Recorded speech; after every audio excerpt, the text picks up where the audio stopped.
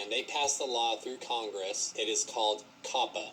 COPPA. COPPA. COPPA. COPPA. COPPA. COPPA. COPPA. COPPA. COPPA or COPPA. COPPA.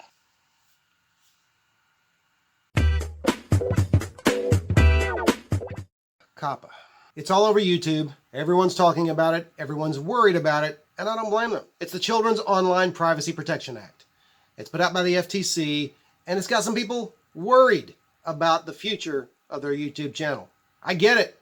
And as one who doesn't monetize, I understand and I sympathize with those who do. I hate the idea that their living is being stepped on, squashed, potentially by this law. That having been said, I'm going to continue to remain positive and educated, because mine is, like I said, and it is a non-monetized channel. And for those who are also non-monetized channels who do this for fun, I really don't think there's a whole lot for us to worry about, because at the heart of the whole thing is advertising.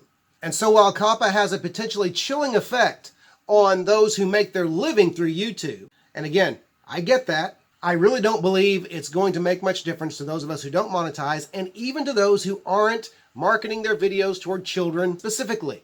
I have read myself the general audience's exception of the law. It's there for a reason. It's there because the FTC does not want to just go after every single person on YouTube. I mean, who has the time for that? That's an insurmountable type of task. I don't think they have the stomach for it. But then some people ask, well, what about YouTube saying that if they can decide that your channel is not commercially viable? Listen, commercially viable doesn't necessarily mean that you're making money or that you're even monetized. Since this hasn't been talked about or explained, I assume that commercially viable could also mean just anything that would draw people in to YouTube. There's lots of non-monetized channels out there that have a lot of viewers. Whether YouTube has advertising on your channel or not, they're going to have advertising on other channels. They're going to have advertising in the sidebars. They're going to have advertising somehow, some way, multiple ways. But again, I get it. It's scary. It seems kind of jackbooted. It just seems like a heavy hand is being taken to YouTube by the government. I get it. But on the positive side, there are literally hundreds of thousands of people knocking on the FTC's door, knocking on YouTube's door, demanding clarification on this, and I don't think that's over. It comes down to this. I refuse to live life in a pessimistic mindset. For those of us who do this for fun, there are going to be other platforms, other venues. Those of us who aren't making our living off of this, quite honestly, it's not the end of the world. But I still believe we should fight. I believe we should inquire. I believe we should ask. I believe we should write letters and emails. I believe we should sign petitions. I believe we should do whatever we can to make sure this platform remains free of government interference. Government protection is another thing. We all want children protected. But going after everybody on YouTube isn't the way to do it, and I believe that government knows that. You say, well, Mark, are you a big government advocate or something? No, I'm just a realist. And the fact of the matter is, from my estimation, the people in Washington don't have a great work ethic. And so they want things to go as easily as possible.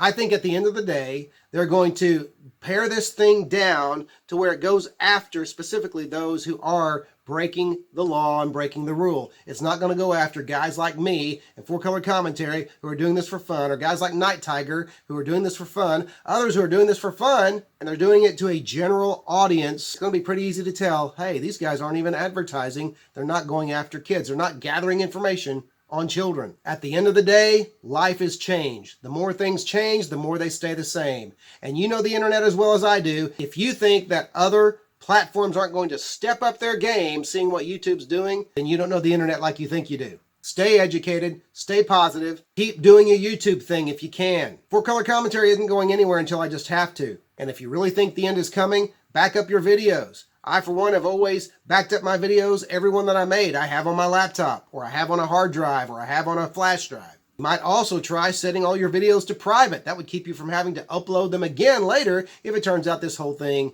is a bunch of scaremongering.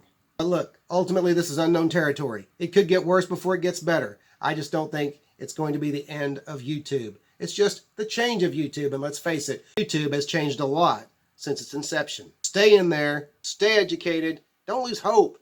And remember, there's going to be something else coming right around the corner. This is Mark Allen with Four Color Commentary, and I'm not going anywhere until I just absolutely have to. Thanks for watching.